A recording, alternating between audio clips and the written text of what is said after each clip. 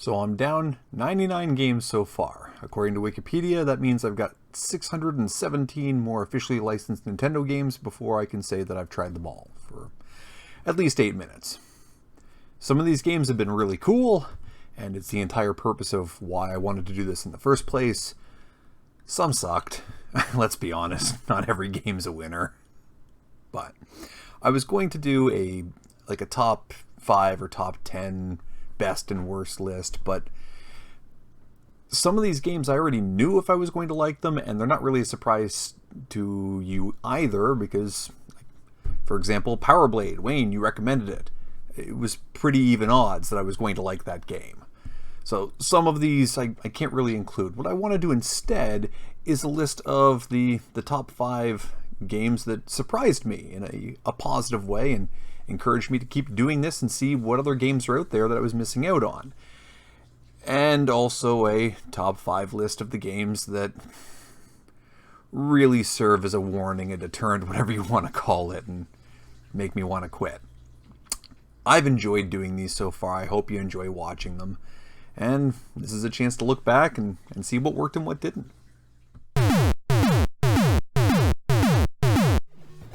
So one of the first positive finds that I came across was Action in New York, a side-scrolling and up-scrolling and down-scrolling, just an everywhere scrolling shmup, which stood out because of the mechanic they have with your secondary weapon.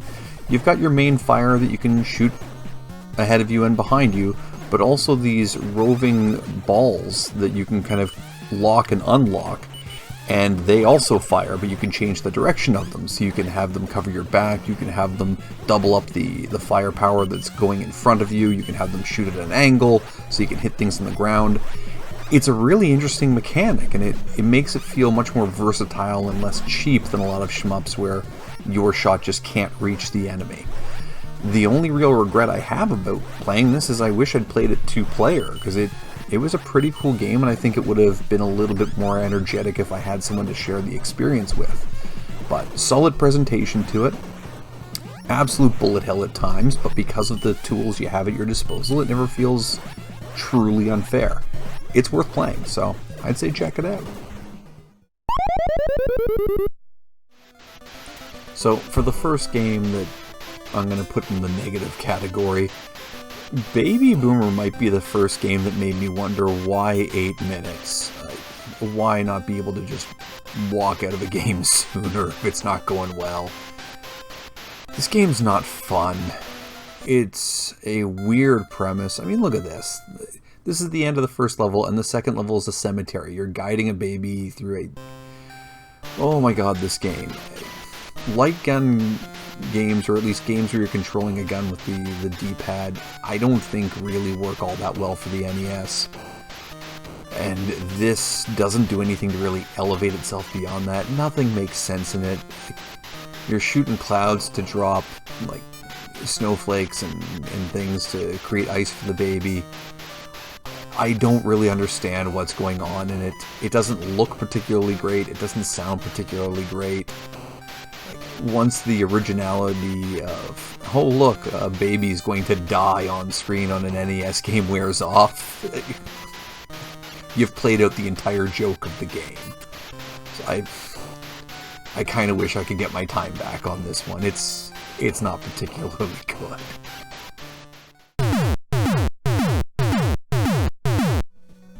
Another one of the positive finds was Swordmaster, which, I mean, really, I just tried it out because the title sounded cool.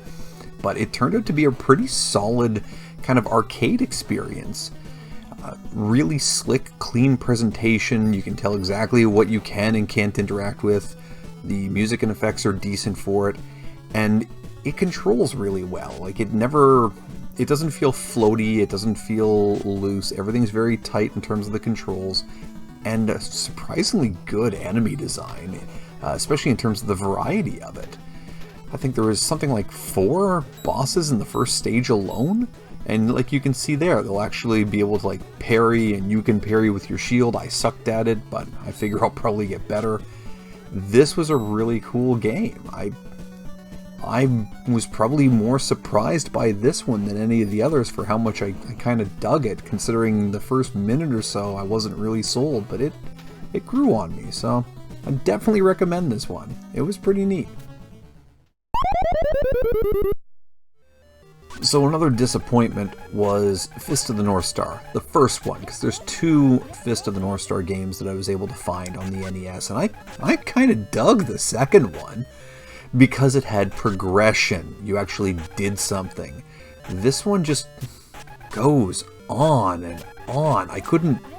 It says stage 1 when you start, but I couldn't find a stage 2.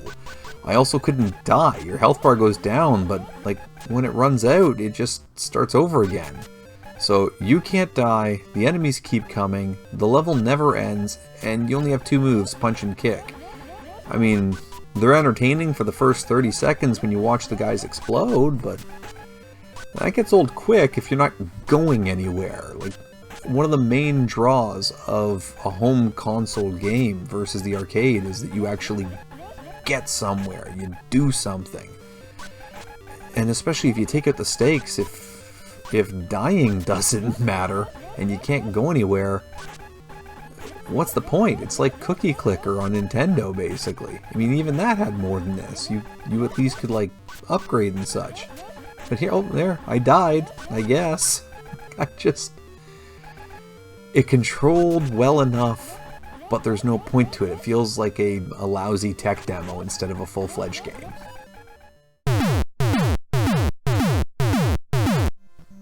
So the next positive game is a really good example of why I'm going through every Nintendo game. I would never have given a Felix the Cat game the time of day.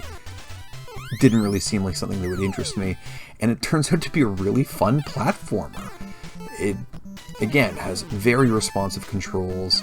It's got a nice clean look to it. I can clearly tell, what I can interact with and who's who, and the power-up system for it was kind of cool. It kind of does a riff on Super Mario where, one hit would kill you, but if you have a power-up, then that acts almost like another layer of protection. But those power-ups also change the way that you attack. So your second, your third, your fourth form, they have different attacks in terms of how far they will shoot, the angle they'll shoot at. So you kind of have to choose which of them suits your playstyle best. I actually found the third out of the 4 was the best one for me, so I didn't really want to power up all the way. But kind of neat that they took the time to make those different versions play differently enough that you might end up having a preference between them. Really good, family-friendly kind of platformer if you're looking for something in the vein of your Mario, your Kirby, that sort of thing. So I definitely recommend checking it out. So another disappointment is Operation Secret Storm. And I mean, I guess, the bar of expectation probably wasn't too high. I could tell just looking at it, it's from the crew that made Bible Adventures, and it's not like they were like the top of the line for NES games. But this felt like maybe the laziest game I'd ever played. Hit detection is almost non-existent. The enemies don't even seem to go near you half the time. They just jump around until they happen to come across you. Like, look at this. This is a nonsense fight. Like, what is happening? You can't feel any connection when you're going near them. You just kind of phase through people.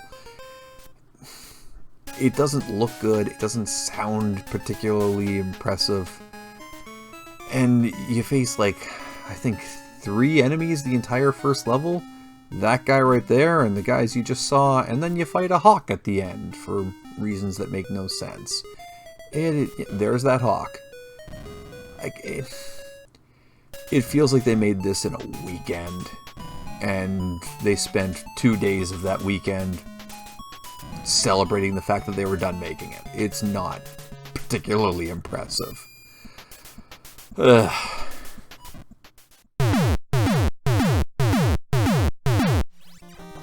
So the next game, Metal Storm, is a great example of a game that surprised me while I was in the middle of playing it.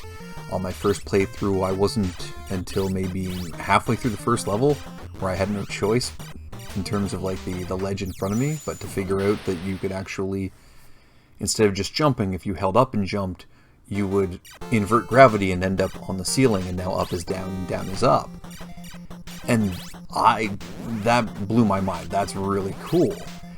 To see something like that on a Nintendo game, I didn't even think that was the kind of stuff that people were really programming into those games. And it creates a really interesting mechanic, especially since the enemy's also doing this. So instead of just kind of a mindless side-scrolling shooter, there is some strategic thought put into it, which is really neat. And of course also it's a mech, and I'm a sucker for those, so, you know, aesthetically, I'm kind of down for it.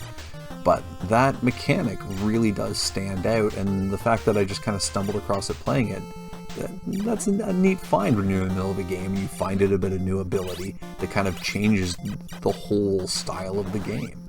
So, definitely appreciated this one, and I will be going back to it.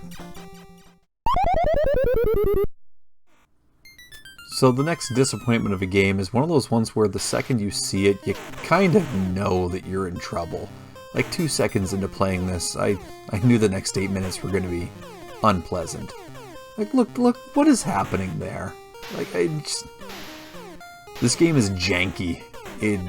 I couldn't tell when I was hitting the enemy. Nothing in terms of that stuff made sense. This is proof that you need bug testing in a game before you release it. This felt unfinished.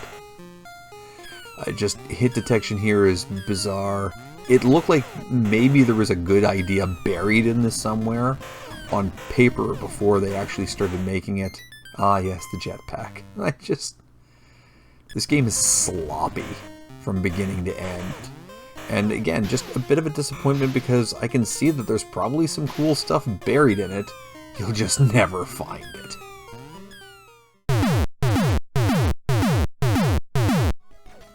So the last of my surprise finds, positive surprise finds, was Ultimate Stunt Man.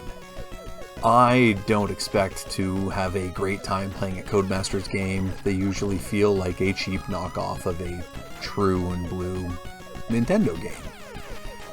But this one was kind of worth it, mainly because of the sheer number of gameplay styles that are kind of thrown into it. And they're all competently done. You start off with a racing level, then you have a side-scrolling action, then you have one where you're scaling up a building, then you have one where you're defusing a bomb, then you're doing a boss fight, and the next one you're flying. So I guess it's not that dissimilar from the car one, but just it feels like something new is happening every 30 seconds in this. And that makes you want to play to the next level. And I mean, any game that makes you want to play to the next level, it's doing something right.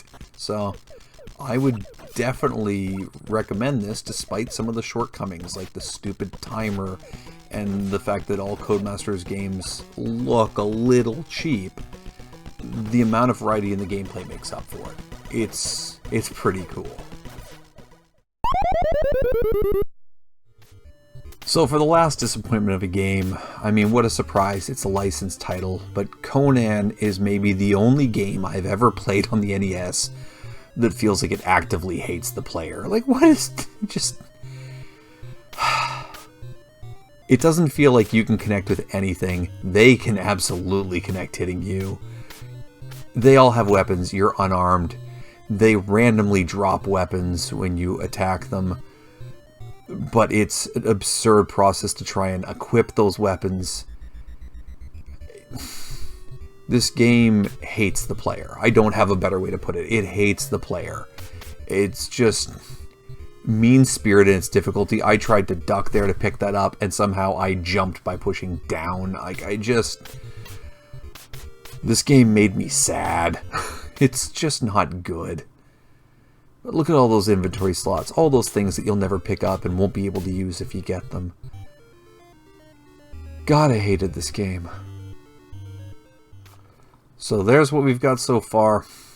I hope I can help guide you towards some games you didn't know about, or steer you away from some that you were considering. I'm going to keep doing this, and every time I play a game like Conan, I'll try and remember Felix the Cat, and maybe that'll help me push through. But if you've got suggestions of awesome games that I haven't found yet, let me know. If you have suggestions of terrible games, let me know those too. I'll get them out of the way, and maybe it'll give you a good laugh as you see me suffer through them. And if you ever feel like it, join me for the 2-player games. This can be a good time. But we'll catch you in the next set of videos, and we keep plugging away. 617 to go. God help me.